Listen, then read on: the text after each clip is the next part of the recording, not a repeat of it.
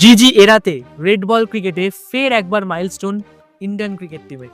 Eden গার্ডেন্সে 13 বছর পর কোনো টেস্ট ম্যাচ হারলো ইন্ডিয়া, সাথে 15 বছর পর ইন্ডিয়াতে কোনো টেস্ট ম্যাচ জিতল সাউথ আফ্রিকা। 5 দিনের ম্যাচ 3 দিন শেষ হওয়ার আগেই শেষ হয়ে গেল। প্রেস কনফারেন্সে কোচ গম্ভীর জানান তিনি কিউরেটরের থেকে এক্স্যাক্টলি এমনই পিচ চেয়েছিলেন, আর এমন পিচে ভালো পারফর্ম করার জন্য প্লেয়ার্সদের নিজেদের স্কিল ডেভেলপ করতে হবে।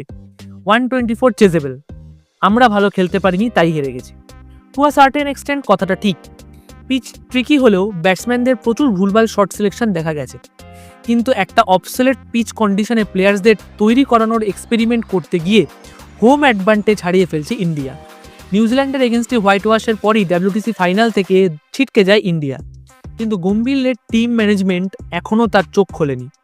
ঘরের মাঠে জেতা যাচ্ছে না, ওভারসিসে গিয়ে স্ট্রাগল করছো, এইভাবে 27-এর WTC ফাইনালও ইন্ডিয়ার থেকে অনেক দূর হয়ে যাচ্ছে। শেষ 8টা টেস্টের মধ্যে অলরেডি 3টে টেস্ট হেরে গেছে ইন্ডিয়া। সব থেকে খারাপ বিষয়, ঘরের মাঠে শেষ 6টার মধ্যে 4টে ম্যাচই হেরেছে ইন্ডিয়া। বিগত এক দশকে ঘরের মাঠে ইন্ডিয়ান টেস্ট টিমকে এতটা ভালনারেবল কখনো দেখায়নি। গৌহাটি টেস্টে হারলেই সিরিজ হাতছাড়া হয়ে যাবে গিল অ্যান্ড কোংয়ের। কোচের সমস্ত দাবি দাওয়া মেনে নেওয়ার পরেও টিমের এমন দুর্দশা কেন? কমেন্ট করে আপনাদের মতামত জানাতে ভুলবেন না।